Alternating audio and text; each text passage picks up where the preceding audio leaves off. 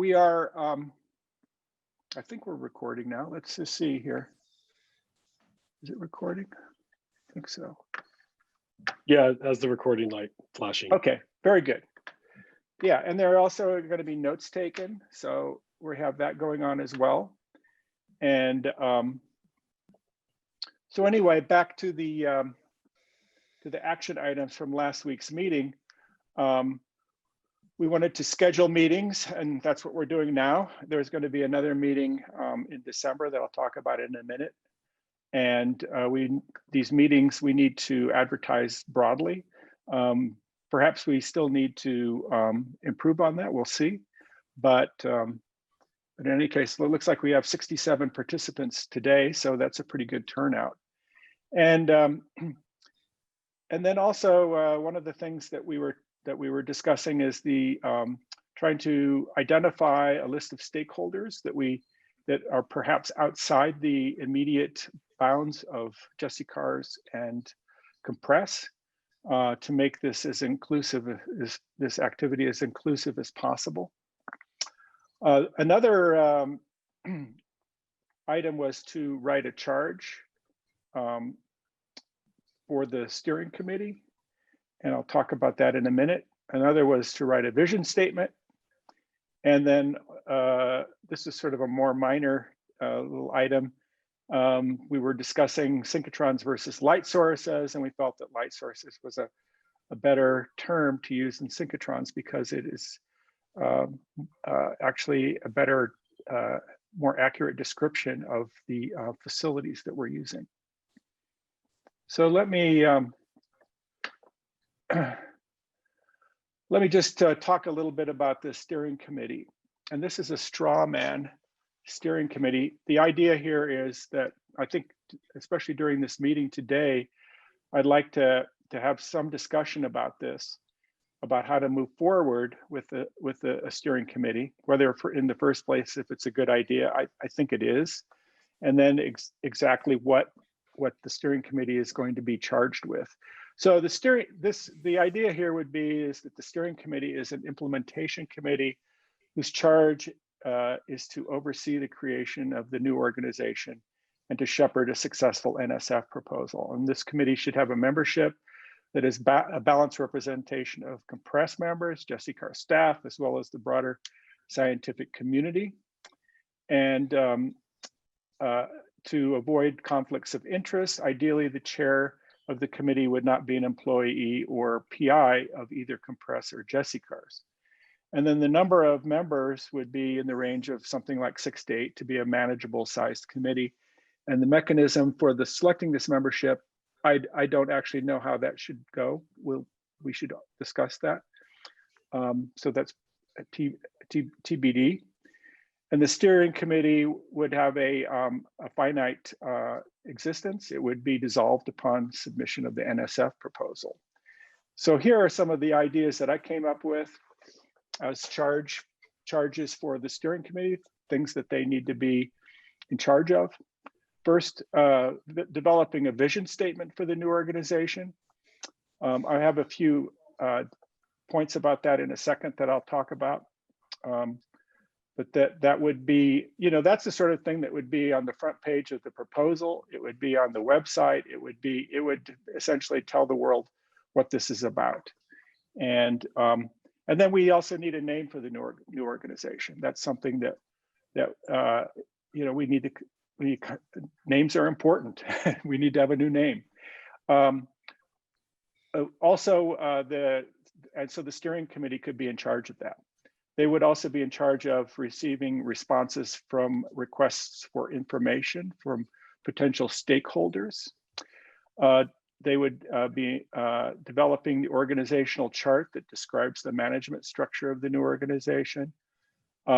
They themselves would not, so the steering committee would not be a search committee for the PI and other leadership positions, but it would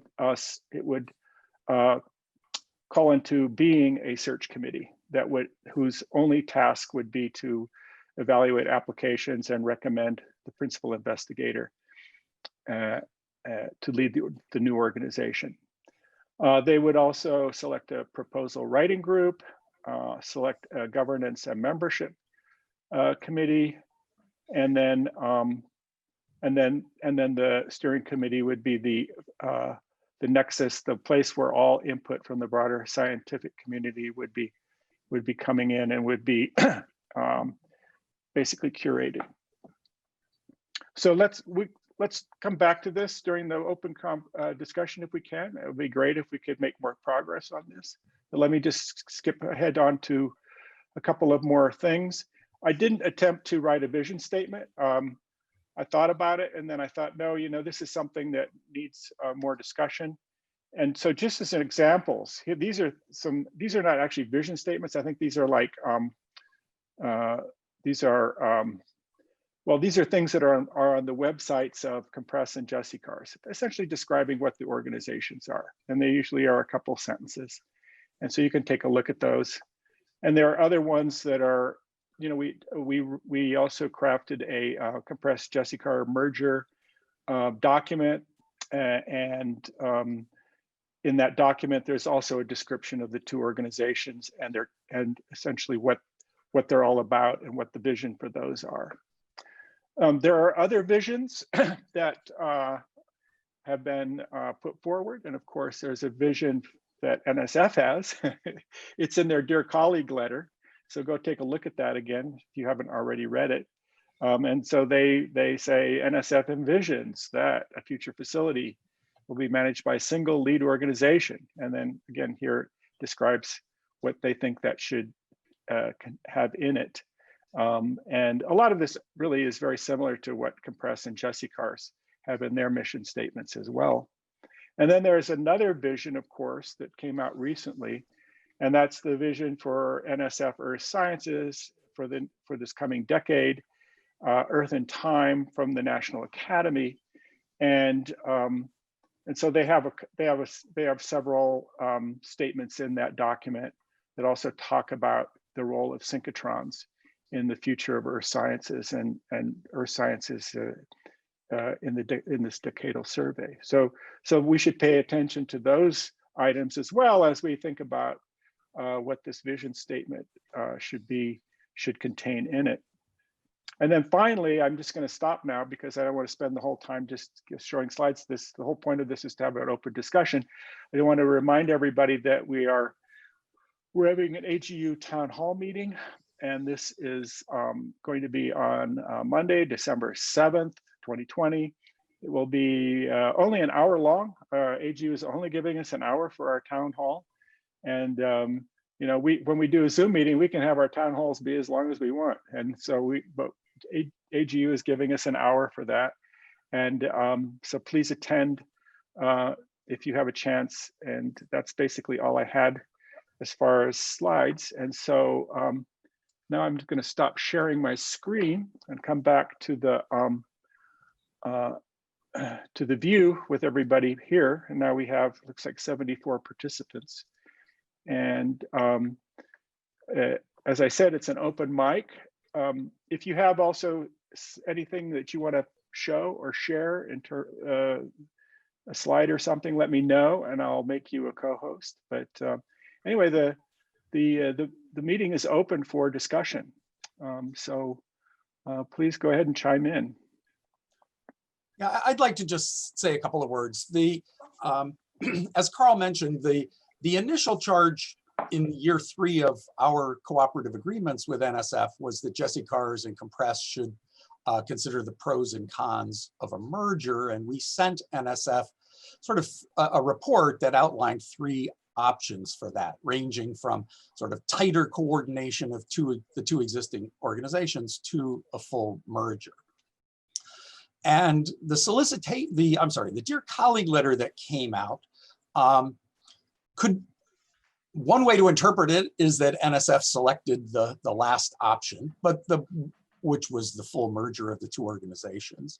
But the wording in the Dear Colleague letter leaves open the possibility that it expands the mission beyond what the 2 organizations and the facilities that Compress and JessiCars have run in the past, that it could be expanded to a broader suite of scientific disciplines and synchrotron techniques. It does emphasize that it's about synchrotrons, and specifically synchrotrons at DOE facilities.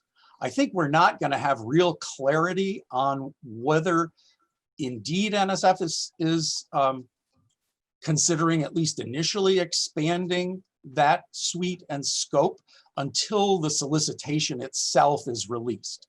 And that's due to be released in the second quarter of this year. So within the next month and a half, hopefully sooner rather than later. And they anticipated then a solicitation in the second quarter of next year. So a pretty tight timeline, only 6 or 8 months from now that the full proposal would need to be submitted. But they have said that if that timeline is too tight, they would be willing to extend the current funding of the two organizations until this could be finalized. So that's all I wanted to say.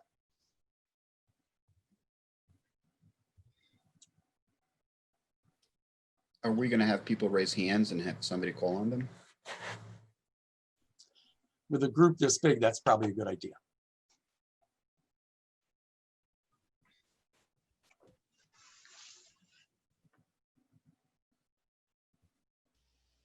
You're muted, Carl. Right. Go ahead and raise your hand. I'll see if this is.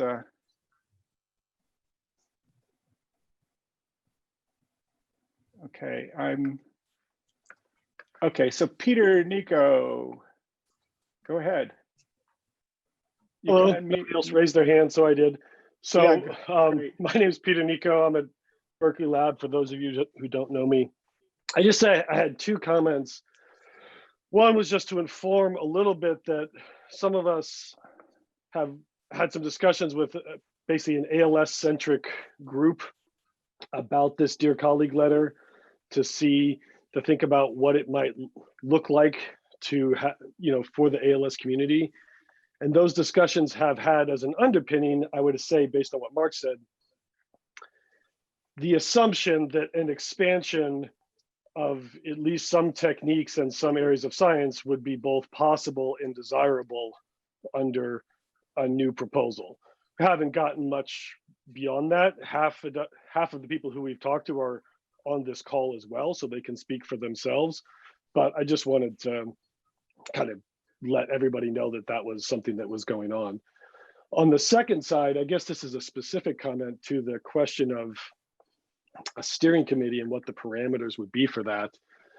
I was just thinking, as the Dear Colleague letter description went up, followed by the Earth in Time report, it wouldn't be that hard to think of a steering committee that should match those things. The Dear Colleague letter mentions geographically diverse. The Earth in Time has a scientific spectrum that it follows, and that the composition of a steering committee should basically be designed to match a couple of those axes that come out of either that letter or that report. That's my comment. Okay, Poopa Gilbert, your hand is up. Hi, I'm Poopa Gilbert. For those of you that don't know me, I'm a professor of physics at the University of Wisconsin-Madison. I specialize in biomineralization, and I work extensively at the ALS, mostly on PEM, photoelectron emission spectral microscopy, but also on cosmic and STIXM, and that would be tychography and very high resolution for thin samples. So this has thus far been in the soft X-ray region, and it will soon become in the tender X-ray region. And so it's not exactly overlapping either with Jessicars or with compress. And so what I'm interested in is how much interest is there on behalf of this group and management to actually broaden the energy range and welcome and include other methods, or if you guys want to keep it confined to where it's been thus far, that's perfectly acceptable. I just would like to know it. Thank you. So Paul Northrop has his hand up. Okay, a very well-timed question to answer both of the previous speakers.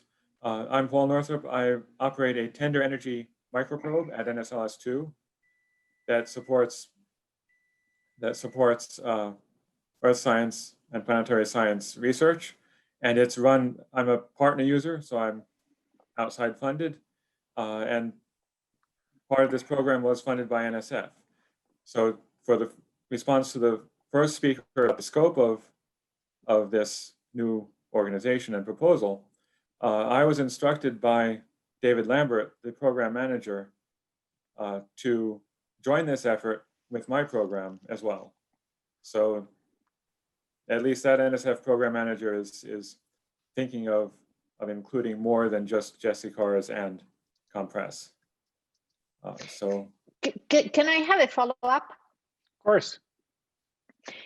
So does this mean that there will be more money if there are more methods and a broader energy range? Because obviously nobody wants to intrude on a currently limited pot of money and make it smaller. So Yeah, I think that's what I meant by saying we had to see what the solicitation had to say, because I expect that in the solicitation, there's going to at least be a budget range that they present.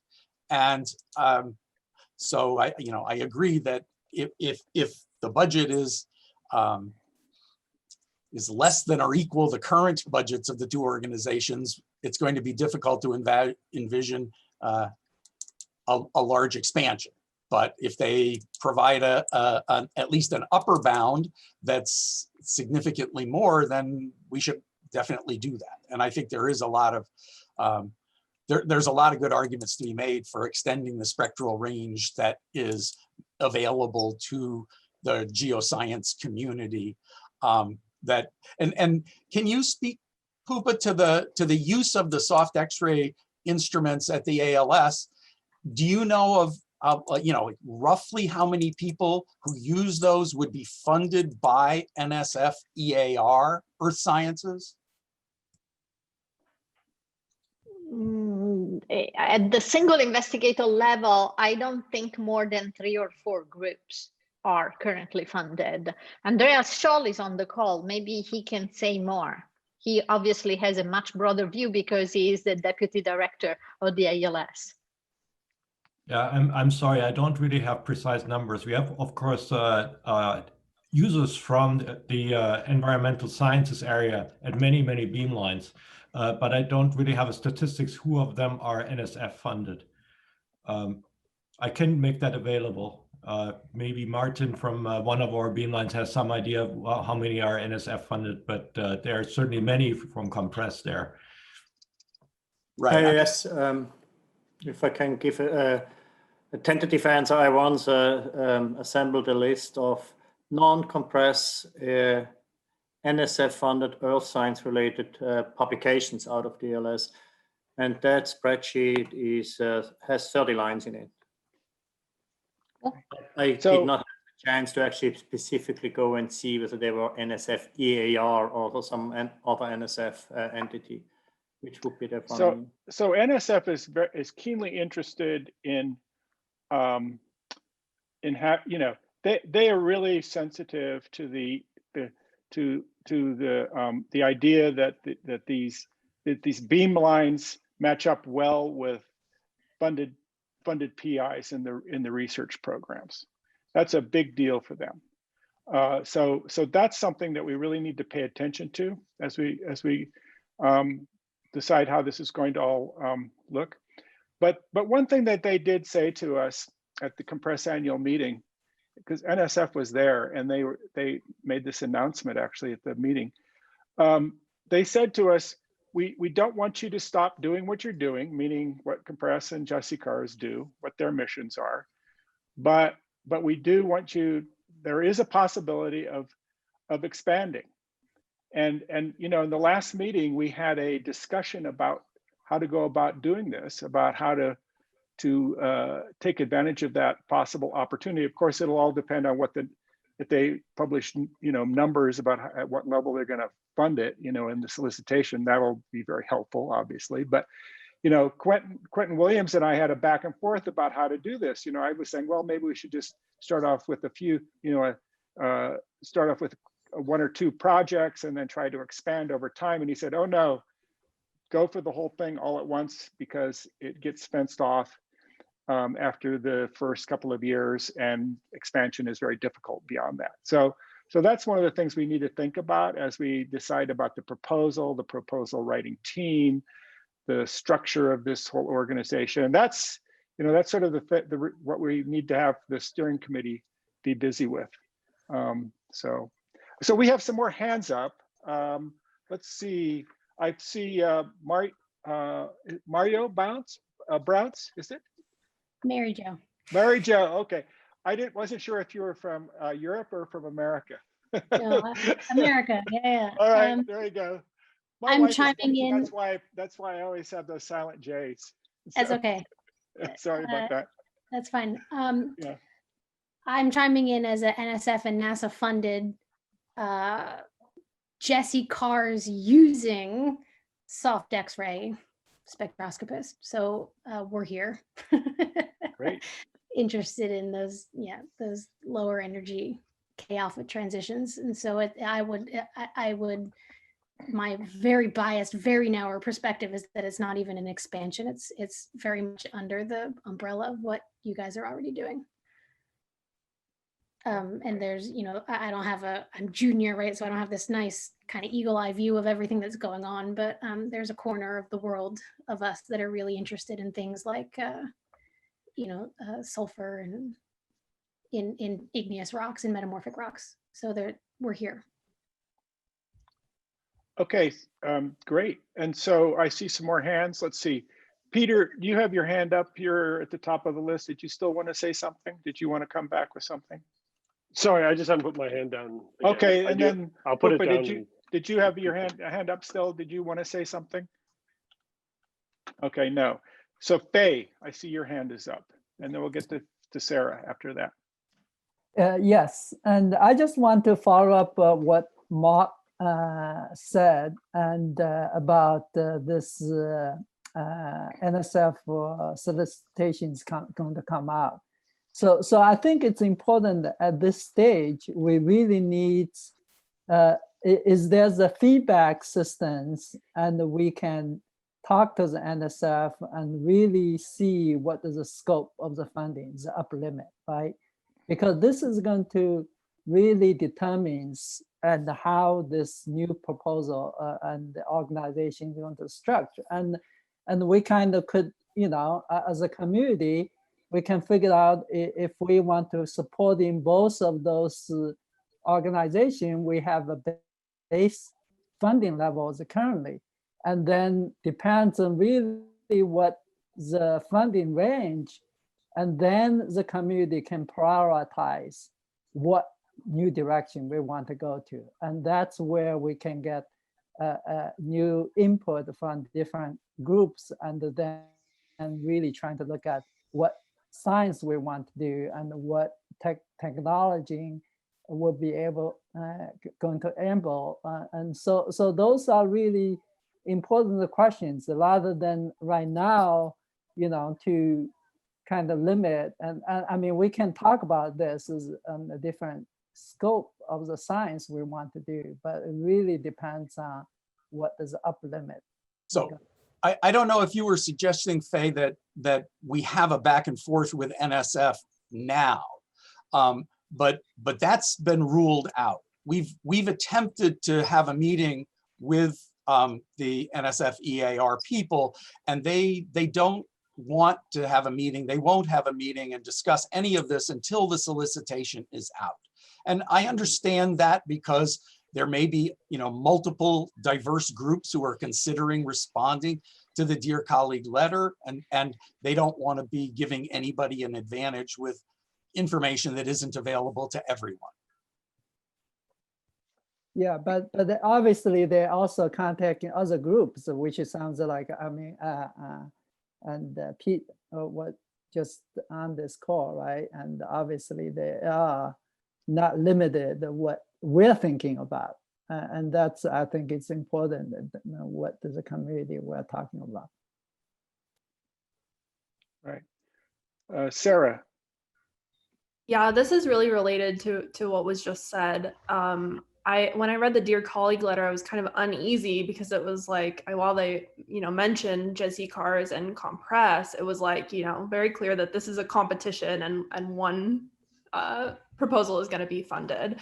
And so my question is there already a sort of like implied agreement or discussed agreement amongst everyone who's already sort of in touch with compressor Jesse cars that there will be a singular proposal going forward, and that not that, say, some lab decided to, say, well, I'm going to beef up all the capabilities at my specific lab and put a proposal in and break from compressed Jesse cars. It's always a possibility. But the intent of this meeting is to try to get the community all on one page and that we would speak with one voice with one proposal. That doesn't mean that some other institution can't submit a proposal. Of course they can. But we're trying to avoid, at least the point of this is to avoid competing proposals and try to come in with a single. Peter. Sorry, yeah. Yes, thank you. Yeah, I'm excited about everybody who's joined this meeting. Having 72 participants is really like exciting. And we've talked about how wonderful it would be if we could early in the new year form some topic-based workshops where we start developing the potential of expanding, right? And beefing up everything we've got. So, the problem here is with the NSF solicitation coming out, and we don't know what the size of the budget is, but at the same time, they don't really know exactly what we're proposing, right? And what the potential of a proposal. So there's a cart and horse problem here. And it's to some extent, I think that even if that budget doesn't look all that favorable for expanding, we should still bring the community together and develop some sort of a vision for how we would expand.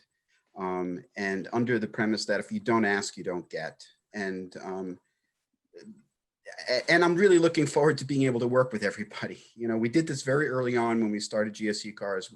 Mark and I had to, early on, flew all over the country, meeting various groups, and it was just wonderful. And it clearly is the way to make a facility that responds to the community. I think that, you're absolutely right. It's not just NSF. Obviously they can say no to whatever budget we submit or whoever ends up submitting this proposal. But if the argument's good enough and it's justified, it'll be taken seriously, And so,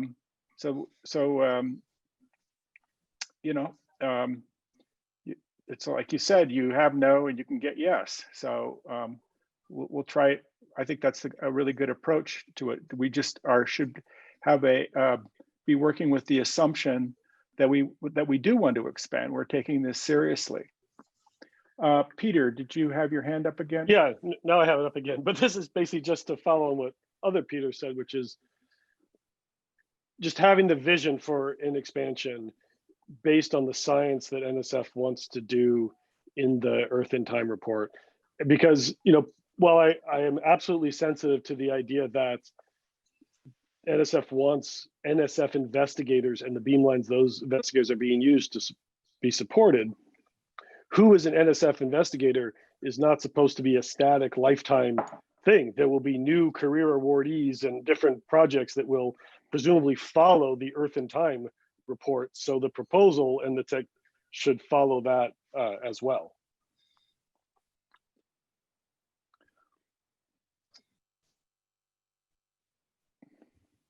Put your hand down, Peter. Quentin. Yeah, I think the challenges here are relatively straightforward in my own mind, because it's asking the Dear Colleague letter, what is clear in it is that it is asking for DOE-funded synchrotron facilities and NSF EAR-funded researchers. I think the onus is on us. I mean, it may well be that the RFP comes out and basically is as is my ongoing fear, the compress budget plus the Jesse Cars budget minus a management component. In which case it is a very narrow, and I've argued before, uninteresting call. But on the flip side, I think it is incumbent on the community of synchrotron users to organize in a way that, in a sense, mobilizes resources, as both Compress and Jesse Cars very effectively have, to generate more of a support structure for the soft X-ray community, for example. And whether or not that flourishes in conjunction with this proposal, on the environmental side and the soil side and so forth, whether that flourishes with this proposal, at least the worst case scenario is it puts it prominently on the radar of NSF as something that needs to be funded moving forward. So I think that almost no matter what, there is not wasted time here. There may be postponed gratification here, but I think the orchestration of the community is a vitally important part of this Dear Colleague letter. That's what I got to say.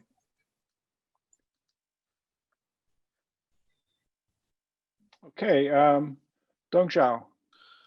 Hi, so I have one quick question. So I just noticed that in Carl's slides that you are trying to change a subtle word from synchrotron to light sources. Maybe I missed something, but what kind of information are you going to thinking about conveying to NSF by changing such subtle words? So because that two words sounds very similar to me. So I was wondering what's the justification for that? It's actually not my idea. Oh, whose idea was that? It was intended to not exclude FELs. Okay, I see. Right. The FELs, LCLS and LCLS2 are currently being used for earth sciences research. And the question is, would it make sense to have some NSF investment that would make it more accessible to the earth science community? I see. Yeah, and this brings up another issue is that, so just like IRIS is an entity that has within it a large NSF cooperative agreement. I think it's called SAGE. And so are we thinking here about a similar type of management structure or organization where we actually have this organization that's bigger than the NSF grant that we hope to get, and that we are going to actually have other things on our menu in our portfolio? For example, in the world of high pressure, there's also dynamic compression. That's not covered in this.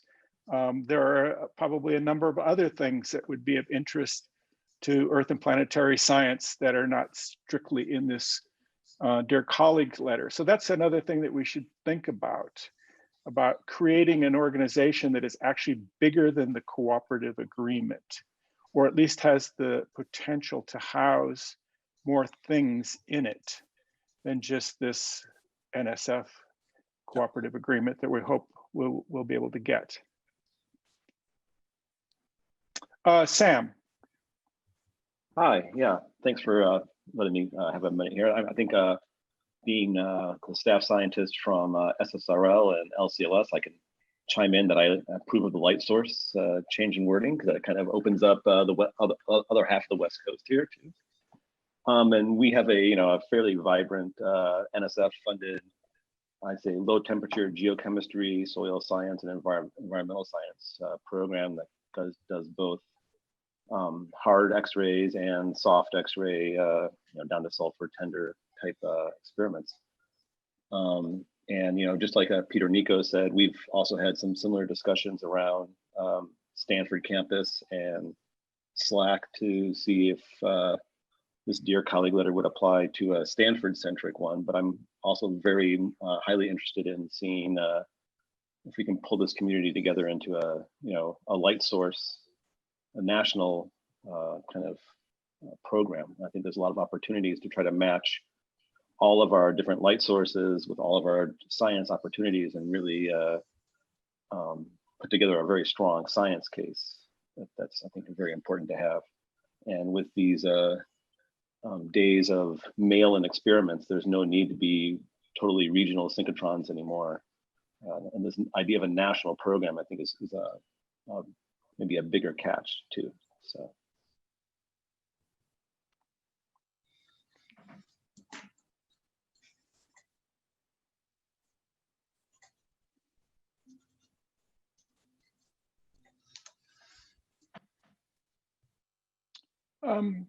Okay, so let's see. Peter, did you have something you wanted to say? I see your hands up again. How about Joanne goes? Joanne, go ahead. You are just going down the list. Joanne. Yeah, sure. So the question to bring up is as we're thinking about what this organization is going to look like, should we be sort of, as Carl suggested earlier, should we be considering as well an organization that might have multiple funding sources? For example, of course, Jesse Cars at the moment has multiple funding sources. In addition to NSF, there's funding from DOE, BES, and NASA. And should we be thinking about an organization that would have funding from additional sources, and therefore there might be other opportunities for expansion in that regard?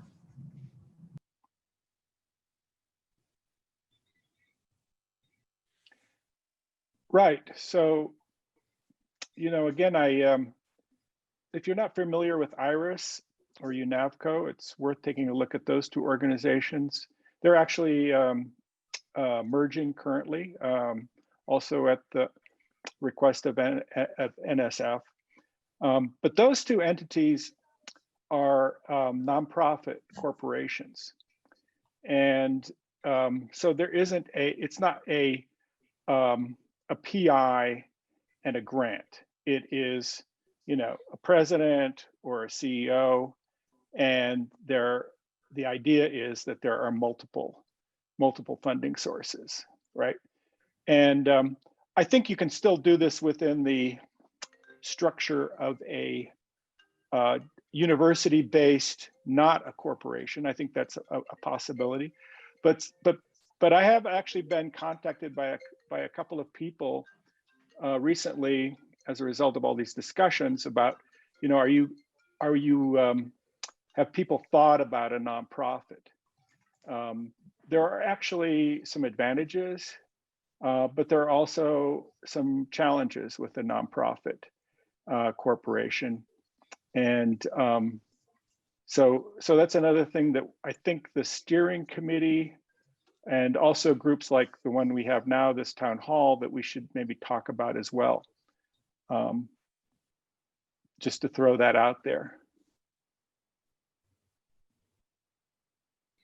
The whole scope of the new UNAVCO plus IRIS is significantly larger, right? Than the compressed. What's the total budget of those two, Carl? It's about probably 10 times bigger. Right. Or something like that. One of the things you lose with a nonprofit compared to a university is that all that infrastructure is something you now have to pay for, right? You don't have a research administration office, and you don't have a financial accounting office, and all that stuff has got to. You have to do it yourself. I'm not sure that we are at the scale that would warrant that, and it takes a long. It can take quite a while to get that off the ground. I'm not sure we would have time before this proposal is due. Yeah, absolutely. I looked at it also, and the one problem with it is actually having the lead. The lead basically has to become an employee of the corporation, and for a lot of us who are academics, that's not a very unless you take leave of absence from your home institution and you're allowed to come back when you're done. That's a pretty big commitment. What I mean by that is that you actually, you're not a university employee. Like, for example, I'm a university employee, even though I'm president of Compress. But if you're, if you're leading a corporation, you actually are no longer affiliated with the university. You're an employee of the corporation. So that's a pretty big step to take. But at the same time, the nonprofit corporation structure is a better vehicle for having multiple activities. So it's not just a grant and a PI, right? It is, it's a bunch of different grants, hopefully, that type of thing. But anyway, we can talk. I don't want to get us sidetracked off into this discussion particularly, but I just wanted to put it out there. Some people have asked about it. I think before we quit today, and we've still got plenty of time left, but let's not forget about this whole concept of the steering committee. This came up in our last meeting. I think there was a general agreement, a general consensus that this is a good thing to do. And so are there any, let me just first go to Lisa Danielson. Maybe Lisa has something to say about this or about something else, but before we leave today, I'd like to get get a little bit of an idea about what the steering committee situation is going to be like. So Lisa, please, the floor is yours. Thanks, Carl. Perfect timing and maybe good transition for the steering committee, because what I thought Joan's question or statement was, and she can please come back and correct me, was not so much whether or not the new entity should be a nonprofit or something that's, for example, USRA-like in structure, but whether or not it would be a great idea for the steering committee to consider that the best way forward for expansion and maybe the possibility and to start preparing that now is figuring out what other agencies or entities would be able to contribute to cost sharing for an expansion, since that's not necessarily a guarantee and it's always a good diversified portfolio idea. That's all I have for the moment. Well, I'm happy to hear your thoughts on the steering committee, and I'll be back after I'm done having cake.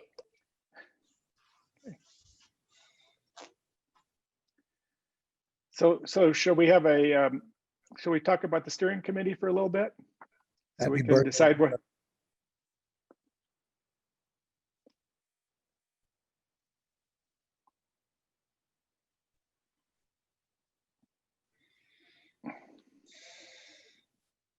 I mean, for me, it's not. I think there are all sorts of things the steering committee can be doing, and I had that list. I think one of the chicken and egg things is how do you choose a steering committee? And the steering committee can choose a search committee and another committee and so on, and they have all this power. But how are we going to, give them this power? Who are these people going to be? Because ultimately the steering committee is going to be very important, have very important function in all of this, if that's what we end up doing. Faye, you had your hand up. I just had a question. I mean, when you listen the steering committee, the chair, and you are suggesting is not tied to the existing PI of both organizations. How this is going to work? I mean, eventually, this is a PI-driven proposal, right? I mean, well, the steering committee is basically overseeing this, but it's not actually the proposal writing committee. And I would say that ideally the chair of the steering committee should not end up being the PI, or should not be a current PI in either Jesse Cars or Compress or an employee. But that doesn't exclude Compress and Jesse Cars people being on the committee. I just think that the chair should probably not be. That's just my opinion. I mean, some people have a different approach to it, but I think it would actually be stupid, not stupid, but I think it would be really hard to do to have a steering committee with no representation from Compress or Jesse Cars. I think it needs to be, I think that definitely needs to be in the steering committee, absolutely, because they know the most about these organizations of anyone. Right, so they need to be in the steering committee. But I think the chair ideally would be somebody who does not have a conflict of interest in the two organizations. Let's see. Urchin, you have your hand up. Yeah. Peter? Yeah, I did. Yeah, this Okay. is Arjan from Argonne National Lab. Can currently the steering committee or executive committee of Compress, and there is probably a similar committee for GC-cars. Why can't the steering committee can be composed of these two group of people who are responsible already for the well-being of their organizations? So that will be a good place to start to form the core of the steering committee. That could be the core, absolutely. There's nothing wrong. That's how I imagined it. I imagined me that being would on make it. sense. I imagined Mark being on it. You know, but maybe somebody should be a chair who's not, you know, leading one of the two organizations. You know what I'm saying? And there isn't a body at GC-cars that's equivalent to the executive committee. In other words, people who are not employees, but are, in the case of the Compress Executive Committee, elected representatives. There isn't an equivalent currently in GC-cars. But somebody governs GC-cars, right? You have a committee that actually looks into your day-to-day affairs. No, I mean, it's us. There's not like an outside committee. No, that's good enough. I mean, that's the core of the steering committee. And if there are suggestions that somebody feels very strongly that a particular group should be represented, like the groups who are currently not in the GC-cars or Compress, but who have expressed interest, at least I noticed 4 or 5 people expressed interest in soft X-rays to be included. So there could be someone whom this group can designate as someone who should be in the steering committee. Yeah, I think that's what Carl's saying. There should be some people from the two existing organizations, but it should be broadened, and probably the chair should not be from either organization. And I completely agree with all of that.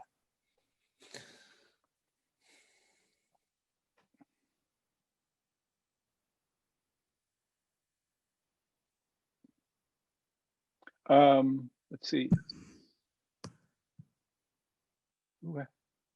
That's Ryan. Oh, Ryan. Sorry, I missed the. Hello. Please.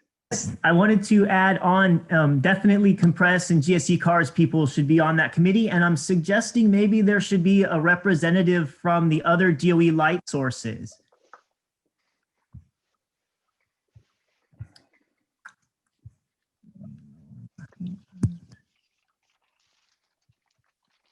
That's it. Which would go to the previous comment that there should be geographic diversity. That guarantees geographic diversity if you had somebody from each of the light sources.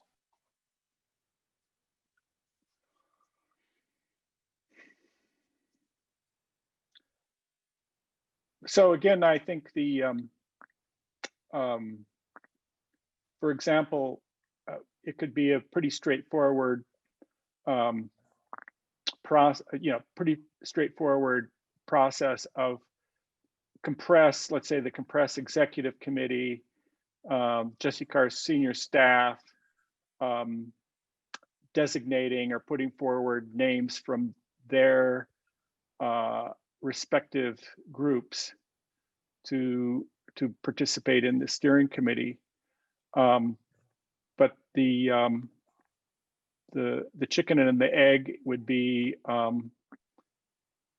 who becomes the chair, and how do we get a balance that represents the new communities that we want to have in the ideally in the new org.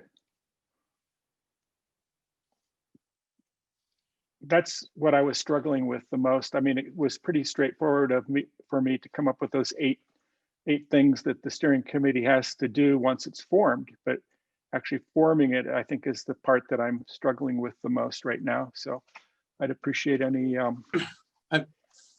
suggestions on that. The number of people, or the number of voices that need to be heard in the steering committee may be more than the number of people you are envisioning being on it. And the, one thought that I've had, and a number of others have, is that the steering committee really should have subcommittees that are focused on either particular scientific disciplines or particular techniques that bring in a much, there could be 6 such subcommittees, each with 6 to 12 members. I mean, bringing in a much bigger community, but not all sitting at the top level on the steering committee.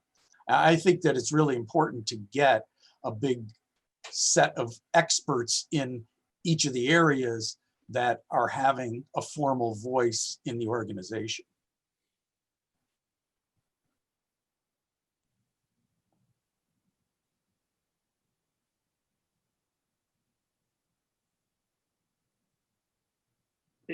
This is Peter Nico again. Sorry, there's other hands up. I'll be quiet. Who wants to talk? Matt, Paul? Yeah, can I, this is Matt Newville, GSE Sure. Cars. Can I just suggest, as a way of getting through this, that anyone here can send nominees for the steering committee to Carl and Mark. Carl and Mark pick, 6 to 10 people, and those 6 to 10 people self-organize to pick a chair. That's a suggestion.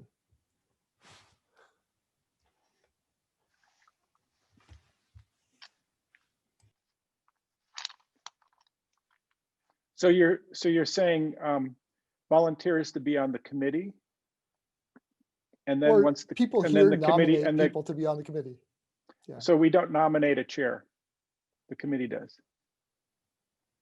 right. Sounds good to me.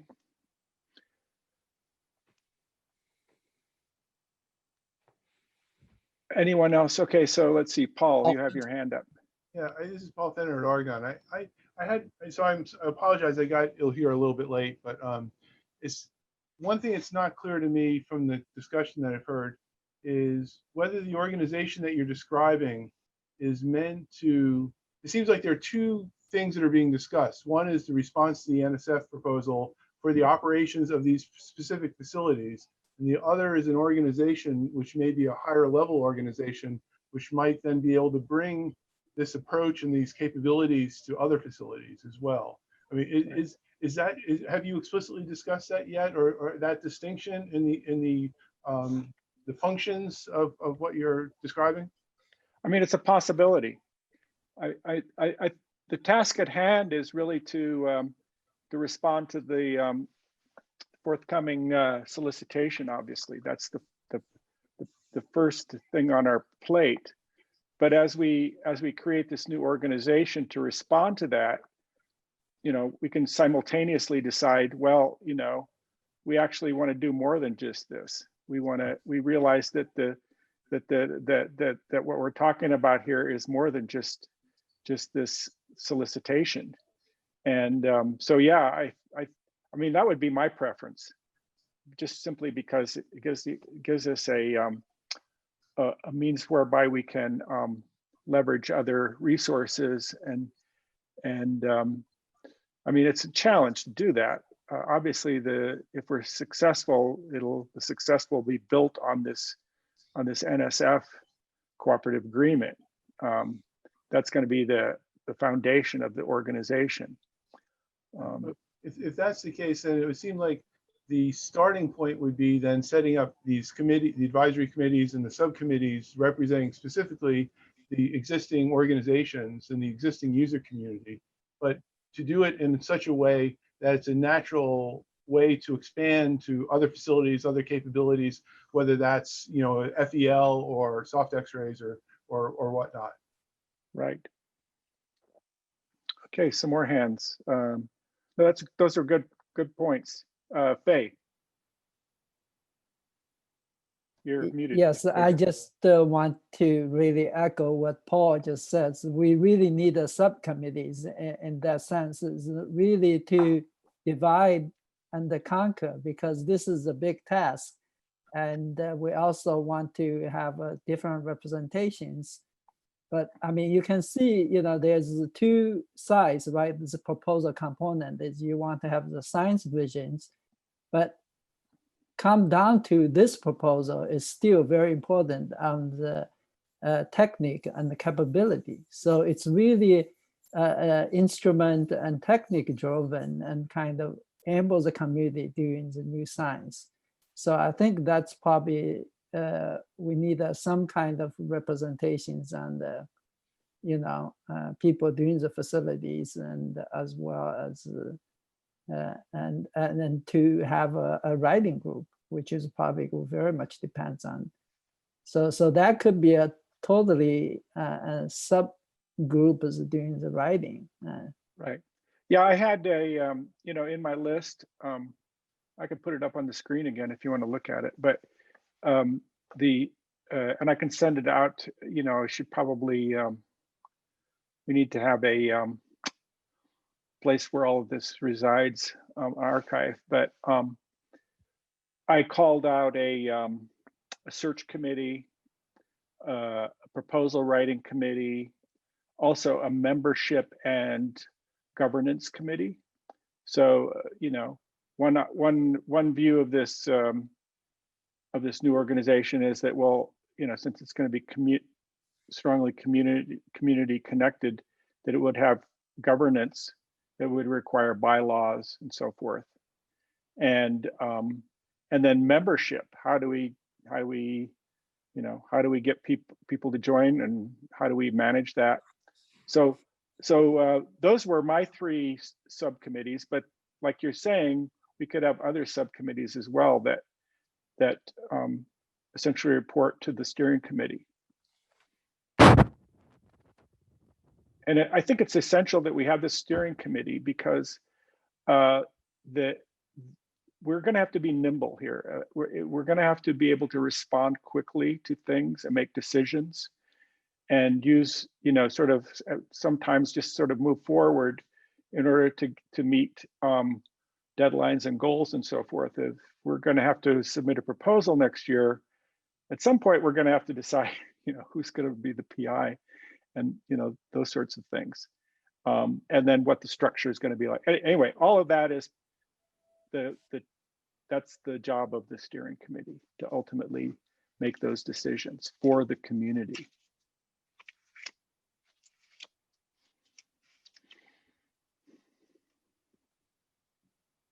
Let's see, Peter, did you want to say something? I want to echo Paul's comment there. The steering committee is absolutely necessary because, as you said, Carl, it needs to be nimble. Somebody has to make sure that on a day-to-day basis, the ball is moving forward. But at the end of the day, it's going to be advisory groups that we can engage in the community that are going to identify key players who are going to do some of the heavy lifting in writing. And, people will vote with their feet in that regard. People who are passionate and have good ideas will come up and step up to write. And so that, I think, happens because we organize by subject.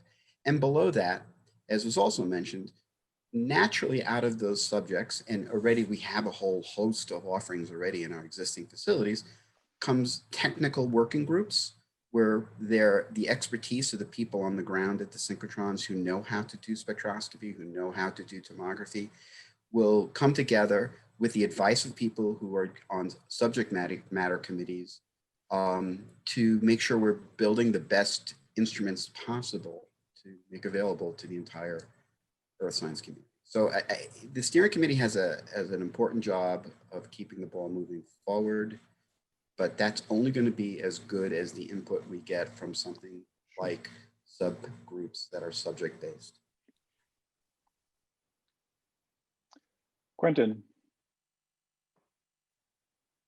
Yeah, so the steering committee, as I see it, I mean, you've categorized it, I think, fairly well as basically defining a vision, organization, leadership. But I would actually argue that the most fundamental and perhaps most politically sophisticated job that you have labeled them for is the selection of the institution and by some measure, the PI/PI/institution. And I would simply point out that, and this was alluded to earlier, that different institutions may bring different strengths to the table. Some could have a high level of, for example, indirect cost return feedback into the budget of the enterprise for the privilege of managing this behemoth overarching synchrotron organization. So I think the negotiations, or the initiation at least of discussions with potential institutions and leveraging them, is actually one of the most politically astute and sophisticated activities that this committee will embark on. There's another constituency as well, which is the facilities management at the different DOE facilities. There are different arrangements, approved programs, and so forth. And those also have to be reached out to and brought on board to whatever plan this is. Right. And that's actually the second political aspect of it. Yeah. So I would urge that there be a decently high level, whoever does this, of political sophistication on the committee, because there has to be some fairly Are you volunteering? Yeah, no, I wasn't actually. But okay. There were some fairly complicated things that need to be orchestrated. Sure. Yeah, I mean, I had actually I removed the search committee from the steering committee and made it its own committee. So because there's a possibility that one of the members of the steering committee could be the PI. There's that remote possibility. So the steering committee should be completely squeaky clean. Or I mean, the search committee should not have any conflicts of interest in that regard. No one on the search committee should be a person who sees themselves as potentially the PI. Okay, so that's why I pushed that off into another committee. But there's this other thing that's called request for information. And that's also sort of what you're talking about there, is you put a call out for who wants to be part of this and what are you bringing to the table type of thing. Yes, and I think the steering committee could deal with that. But the really delicate matter is, I think, identifying the leadership. Mm-hmm. Yeah, and I would just follow up quickly that there has to be some due diligence prior to the appointment of the search committee by the steering committee to figure out what the lay of the land is.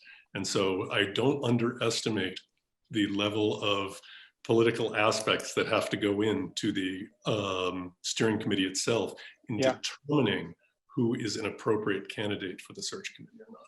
Yeah, so like, just as an example, I mean, you're familiar with this probably. I mean, when I interviewed for the Compress presidency, there was a search committee.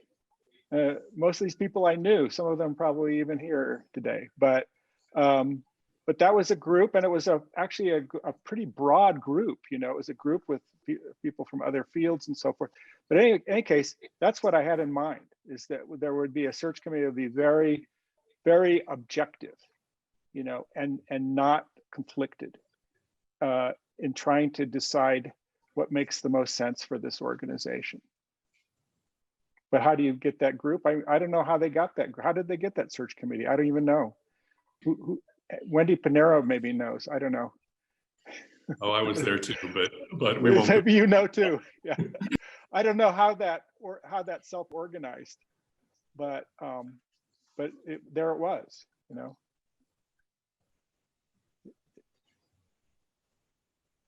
Yeah. I mean, we don't have to solve these problems today. The one problem I would like to solve, I'd like to have an action item about the steering committee, so that we can move that forward, because I think that's a key. From the steering committee then emanates all those other things. Once we get that steering committee set up, then it's their job to carry the ball forward. So I think Peter, or let's see, who was it that Matt had an idea about how to constitute the steering committee, and we were going to have people send Mark me their self-nominations, I guess it was. I don't think he was saying self-nominations, right, Matt? What was it then? I mean, just nominations. Oh, okay. I was just saying nominations. I guess volunteers would be even better. Well, I mean, you know, maybe people don't want to be volunteered, you know. I mean, right. If we ask people to serve on committees, I have to convince them that it's a good idea, you know. And you can check with them first before you nominate them. Maybe before you nominate somebody, you should probably check with them if it's okay. We could do it that way. I mean, the other way we could do it is we could have, say, a certain number of compressed executive committee representatives, say a couple from Jesse Cars, and then the PIs of compress and Jesse Cars, and then a couple more people from other disciplines or outside of the organization, and then we'd be at probably around 8 people. And then that committee would choose or try to identify a chair. Right. Can I have word? Okay. Actually, can I suggest, for example, we are considering like a pretty expanded new community, and but actually the main stuff is to operate the synchrotron beamlines. That is very important, and I think it's already was. I heard here that a suggestion that probably the core should be from the beamline stuff. And what do you think about like to having steering committees that based on the synchrotron facilities and the advisory committee from the community? So that basically kind of like will form the science very most important direction, scientific direction right now, and have some advice on their beamline developments from other stuff. Beamline staff can right now really understand what the direction in terms of technical developments and scientific topics that currently are very hot and most users are doing right now, because we are not creating a new organization. We already have everything running pretty well. Whatever Jesse Cars, it's a world leading beamline and compress supporting other synchrotron facilities that also at the top. And so basically what we need is combine, and we know how to do that. And we was writing pretty successfully all the proposals. So that kind of like should be a core of the steering committee. And what about the scientific? What about this idea? So what about from compress, it would be me, Andy, and Suki. So Andy is the chair of the executive committee. Suki is the vice chair. I'm president of compress. That's 3 from compress. Then you pick 3 from Jesse Cars, and then we get 2 more people from outside, you know, that represent other you know, possible expansion areas, and so that would give us 8, and then we have a chair. That's just I'm throwing that out there as a. I mean, from compress, I think it's pretty straightforward, where we would just take the elected officials plus the PI, and you know, the chair and the vice chair of the compress executive committee to me that makes a lot of sense to do that. Is there? I think we might want a few more outside people than just 2. Yeah, that's what I was going to say. I don't know, limiting it. I think the one per synchrotron. Now, Jesse Cars is you've got the APS covered, but yeah, you know, the other, you know, good idea. Maybe 3. So you've got SSRL/LCLS. You've got Berkeley. You've got yeah. I mean, what about also the PIs of the? I mean, we're getting, you know, I was trying to keep the committee number small, but I can see the advantage also of having representation, at least from compress's perspective, from ALS and NSLS too, meaning our PIs. You know, I mean, they're very knowledgeable about their facilities, and they have a stake in this. They're presumably going to be in the new org, so it would make sense to have them on the steering committee. But you know, then when we're talking about a steering committee, there might be a dozen people. I don't know if that's a bad thing. I mean, it could be fine. Okay. I think up to 12, you're probably okay. Okay. So we have, like, you know, Quentin and Russ and Don, and maybe Chumek. I don't know. You guys are going to have to send us whether you want to be involved in this, whether you want to be on the steering committee or not. You're going to be too busy doing other things. I think it's important that it's balanced. Like, I think the beginning of this proposal for how to form the membership that started with 6 people representing Compress Executive Committee and one beamline, it was a little bit out of balance. I think it has to be reasonably sized. If you have 20 people, they will have a hard time producing something coherent. That's right. So that's right. It's Paul Federer again. I had one question about the time scale of everything. When is there an expected time for the call for proposal and a deadline? And I just, you know, there's a question of if you have to build an organization and also find a PI and all these other things, you know, what? Yeah, is it something that's we covered this at the beginning before you got here. So the solicitation, NSF has said, will be out by the end of this year. And they expected the proposal to be due in the second quarter of 2021. So quite soon. But they are willing to give us the time to do it right, is what they've said. And so that, you know, I think that could be extended by a few months. And they, you know, they continue to give us some bridge funding if it overlaps when we would have expired. But that's a really good question. And, you know, it's tight. And even if we get an extension into 2021, that's still tight. For example, UNAVCO and IRIS started their merger a year ago, and they have until 2023 to complete it. So their proposal, their start date would be 2023, and they started back in 2019.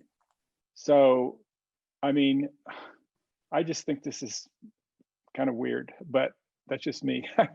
No, I mean, when we were looking at this at face value in the beginning, and when David Lambert said to Mark and to me, you know, come up with some pros and cons for merging or not, we thought, okay, well, that's, you know, that's a pretty straightforward sort of thing, and that's how we sort of, that's where we, you know, how we evolved from that. So we were thinking, well, it's just gonna be a merger. We'll just, you know, put everything together, and we know what the budget's going to be, and so it's going to be pretty straightforward. We just have to agree to work together. But now, with this, you know, the idea that this is more of a visionary, more expanded, something that might be, you know, big opportunity, that's going to take more time than, you know, May of 2021, right? So, well, Anat, how are you doing? Hi. I just want to amplify a couple of the things that were just written in the chat in case you don't read them. And that is that I think the steering committee, it's very important for the steering committee to be diverse, not only in its science, but also in all the other axes that could possibly exist. And so all the people that you mentioned for the steering committee were male, except for Suki. So let's try to nominate people for the steering committee instead of just appointing the same people, with all due respect, over and over and over again, please. Thank you. I mean, I said, I agree. And you know, I said this, when I was doing this, I thought to myself, it's really easy figuring out what the steering committee is supposed to do. It's not so easy to decide who's going to be on the steering committee and how you arrive at that membership. So that is for me, but that's absolutely a fantastic, that's an excellent comment, and I appreciate that. So are your hand still up? Did you want to say something? No. Paul, did you? Yeah, I want to second. I want to second Anat. She has made this point last time as well. We should not ignore it. We should make sure that we get a properly balanced committee Okay, so, but I still don't know how I'm going to do this or how we are going to do this. So Well, I you have feel to like make I'm an going effort. around in circles here. So, you know, I don't feel like I've made any progress in populating the committee. So how are we I going to don't do think this you again? should, I don't think you should populate the committee right now. I think you should, I'm sorry, I don't remember whose suggestion this was, but to start nominating people for the committee Okay, and then see where that takes you. okay, great. So are we talking about the people who are here? Do you want Mark and me to put out a call on the list server for nominations to the steering committee? I mean, how are we going to go about doing this, getting the getting the nominations? Well, I guess that makes perfect sense, Carl. You and Mark are leading the current organization, so people should be able to send their ideas or proposals to, or the names directly to you and to Mark. That will be just fine. And I think in the interest of transparency and openness, we should send a mailing to our mailing list asking for nominations. There's no downside to doing that. And you know, there's a lot of upsides. We might get names we hadn't thought of. Good, so then we'll do that. So that's an action item. I like those. You may want to think about the term for the committee, in the sense that if the steering committee if it's a 2-year term or something of that sort, that's also a mechanism to make sure there's turnover and bring in part of the larger part of the community. We envision this steering committee as having a finite life. They get the proposals submitted. If the proposal's funded, there would now be a much more, there would be a more democratic way of choosing the next committee, because you would have a defined community which we would organize to vote. And that's how the compressed executive committee meeting is chosen. We just have to define who are the electors, right? It could be done, Compress has got institutional members who vote. But if you think about the light source users organizations, for example, it's individual scientists who vote. And it either could be considered for this organization. This steering committee has got to put together a group that's going to help write the bylaws for the succeeding organization. Thank you. And it has to be clear how much effort we're expecting from the members of the steering committee. I mean, that's got to get out there. I think it's going to be a lot of effort, quite frankly, but it's also a lot of power. So, it's a way of really making a difference, and shaping this thing, creating this new thing. So, it's going to be rewarding, I think, being on the committee.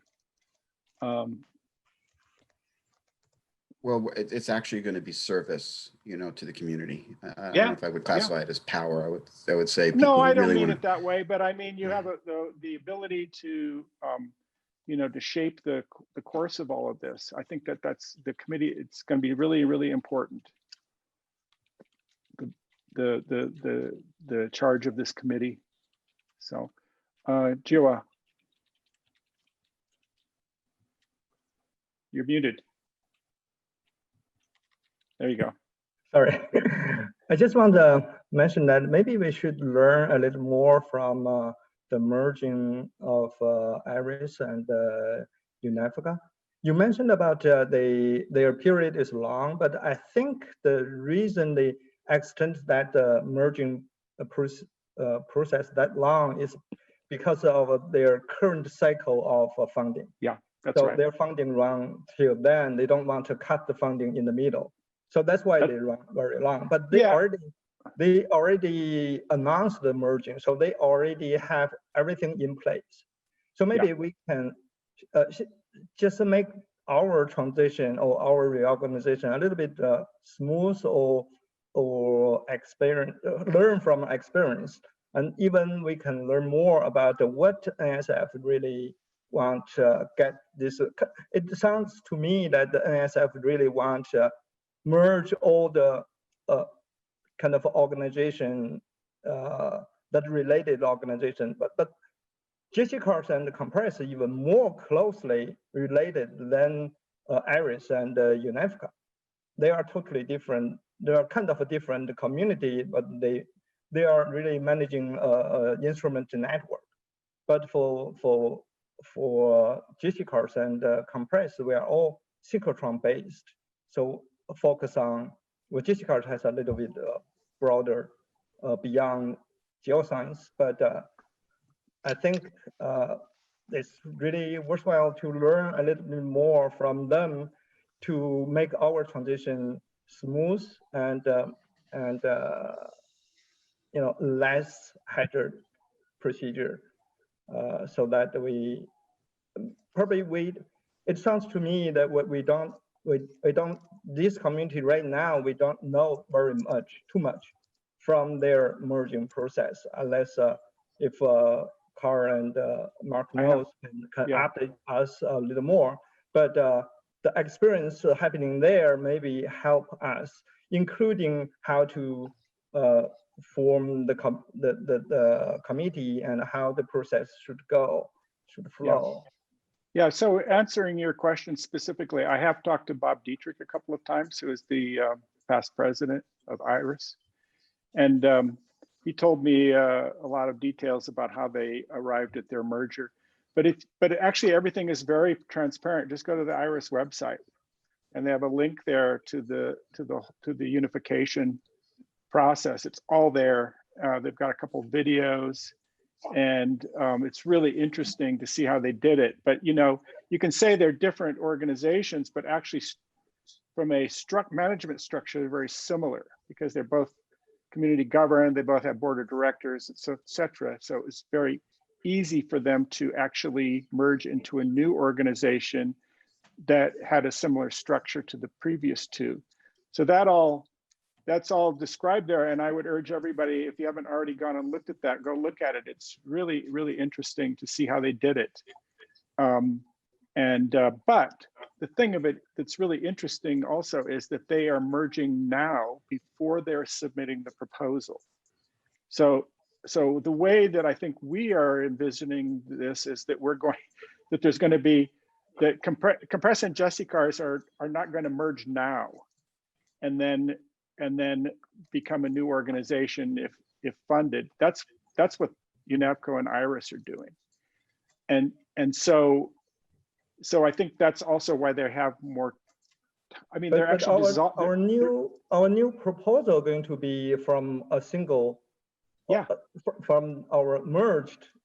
Yeah, but the two entities of compress and Jesse cars will cease to exist at some point. They will run out of funding, and then there will be this new organization. Right now, what's happening with IRIS and UNAVCO is that they're actually merging into the IRIS structure, and they're calling it a new thing.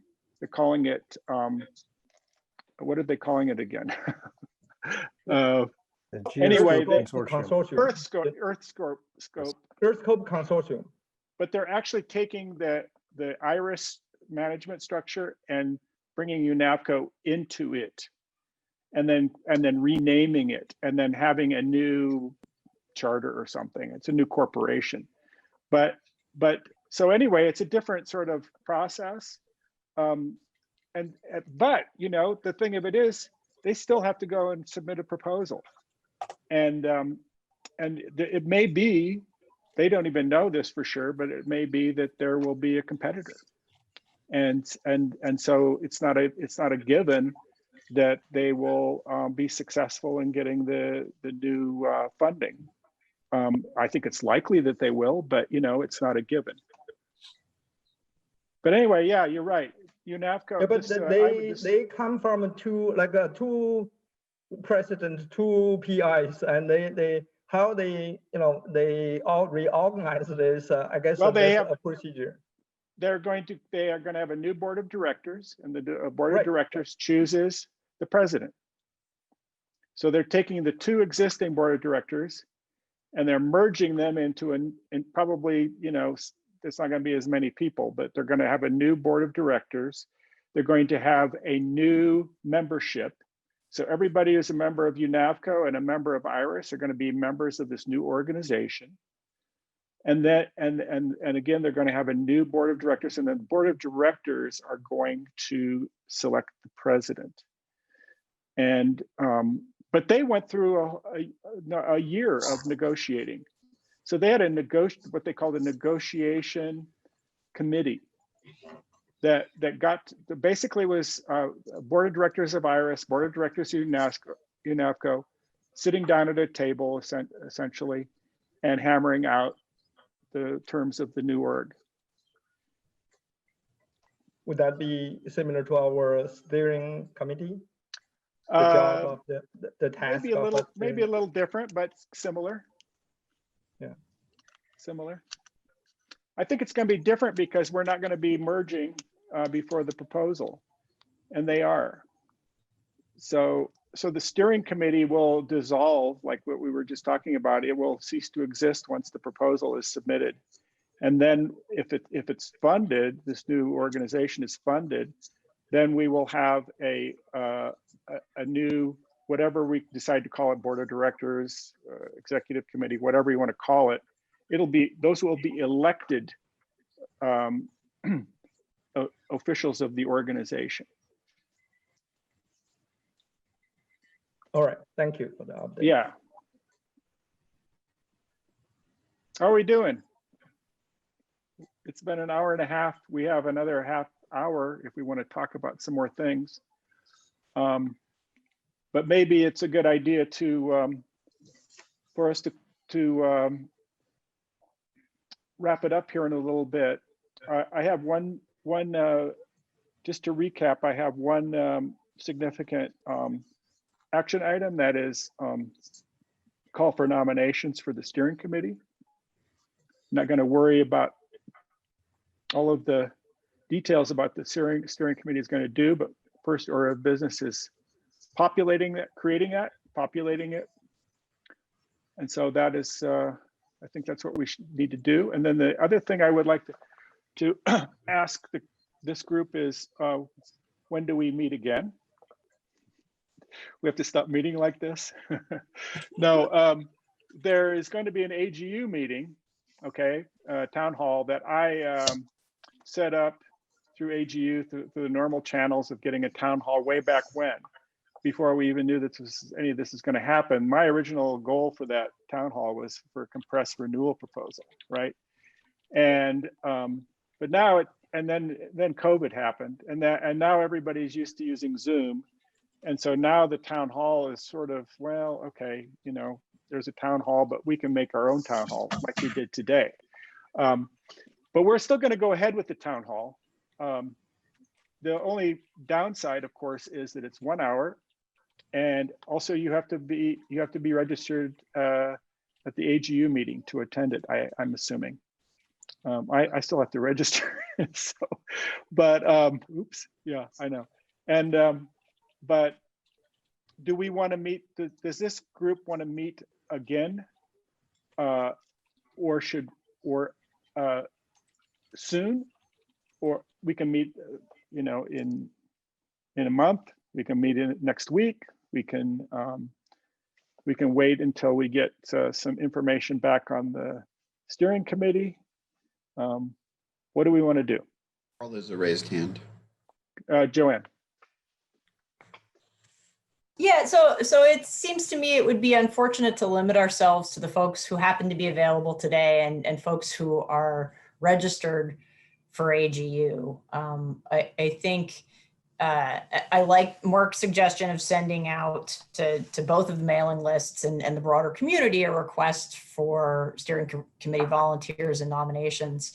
But I do wonder whether it would be worth having an additional town hall style meeting like this one that doesn't require AGU registration and that maybe gives people a little bit more time and a little bit more advanced warning so that you might get some additional participants who weren't able to be here today. We can do that. I agree that that's a good idea. And I guess the question I would have is, should we do that before or after the AGU meeting? I got a message from David Lambert today saying he wasn't going to participate in this meeting because he didn't feel he should be doing that before the solicitation was out. But sort of by implication, I thought he would be attending the AGU one, and which leads me to wonder if they do plan to have the solicitation out before the AGU meeting. It seems like having the next meeting after the solicitation is out might be more productive. But we don't know for sure when that's going to come out. So, but it might be worth, I mean, the AGU meeting is what, that's like 3 weeks away, a little more. Yeah. So that's on that's the already fairly soon. It's on the 7th of December. Right, which is, you know, is about 3 weeks from now. Yeah. So I guess my vote would be to if it would be to wait until the solicitation's out. By the way, EAR is going to, they're going to include this, the AGU town hall in their newsletter. So they are, like Mark said, they see that as a formal event, I guess. So maybe if we're lucky, they'll have the solicitation out by then, who knows? And then people yeah, go ahead. And just to follow up, is it essential that we tie that town hall to AGU and require AGU registrants only be allowed to attend? It's regrettable that it happened that way. It's just we got caught up in all of this. Well, first of all, like I said, it was not even for this organization originally. It's for Compress. And then, but then, I'd never even used Zoom at that point. And now I'm, now I'm a Zoom pro. And, but yeah, I mean, we do these meetings on the fly. I mean, we organized this one in 1 week and we had 75 people show up. I mean, it's amazing, So if there's a desire to have a meeting, we can, absolutely. I just wonder whether you could have a meeting at the same time that's been announced for the AGU meeting, but perhaps disconnect that from AGU. I'd have to be in both meetings at the same time then, because unfortunately I have to show up to the AGU meeting because I'm in charge of it. But Compress still exists. Compress still exists. You could just turn it back into your original idea of being a Compress meeting. We're going to say to NSF, guess what? We're going to continue on with Compress. So no, I mean the whole purpose of that. That's not what I'm saying. No, I know. I'm just joking. The purpose of the meeting was to organize the basically the proposal writing team for the Compress renewal proposal, which we would have submitted in September of 2021. But none of that's going to happen now. So we decided to use that town hall as a venue for this new org. But again, you have to be registered. It's only an hour. But on the other hand, it's an opportunity for people who are at AGU to say, oh, you know what? I'm going to go to that town hall and see what's happening with this. So we may actually end up getting people attending that who are not aware of this or for some reason, I don't know. Use it to direct people to this broader meeting. We could, we could have it later after the town hall, say for example, that's what I think we should do. Okay. And David, I mean, NSF is eager for this meeting, and we got a message from David Lambert today suggesting that it be advertised to the Geochemical Society. I told him we would send a mailing to the MSA list serve, and he seemed happy with that. So it's not like we can call it off. I was going to suggest one way to think about this may be we have this meeting, you have the AGU meeting, there's a sort of outreach to the community. At each of these meetings, you can talk about the need for nominations for the steering committee and get input from that. And maybe the goal would be shortly thereafter, a week or so later, to have a final meeting where you may present like a proposed list and then get last feedback from the community before that list of steering committee gets locked in. And then they start doing their job. Sounds good to me. That way, there's a specific set of actions that you can plan for, and then have at a certain point, December 15th, and you'll know what what group is going to be, moving, pushing forward for this. So tentatively, we'll have, why don't we have a pencil in December 14 for a meeting? That's a week later, also a Monday. We sort of decided that Mondays are good days for this. So we'll do a December 14 Zoom. And then by then, maybe we have, we can make a final approval of community approval of the steering committee. But actually it's until December 17 AGU meeting. I'm not sure when our session is scheduled. Oh, ours is on the 7th. Yes, but like AGU meeting, it's still until December 17. Yeah, we could be losing people to sessions if we don't wait until after that, right? Well, that's okay. I mean, I don't know. It's we I mean, okay. Yeah, I mean, maybe people are going to be logged into the meeting all day long, but I wouldn't be. So, not unless there's beer. Yeah, and I think if we waited an additional week, that's too close to the holidays. It's too close. Yeah, I think 14 is the way to go. All right. Anything else that we need to talk about today? So I recorded this. I'm going to post it on the Compress website. I'll make an announcement about that. And maybe you can make an announcement about it also, Mark, because I'm not sure that everyone who's at this meeting today found out about it through the Compress list. No, I know a number found out through the Jesse Cars list. Yeah. So we'll announce that this recording is available, and so our next meeting is the AGU town hall. Sounds good. And then we'll be sending out very soon. I mean, maybe even in the next day or two, we'll be putting out a call for nominations for the steering committee. Right. Okay. Very good. Thank you, everybody. Any final words? No? We're all good? Excellent. Thanks so everyone for attending. I'm blown away by the level of interest, so it's great. Thank you, Carl. Yeah. Take care. Thanks, Carl. Bye-bye. Bye-bye. Bye-bye.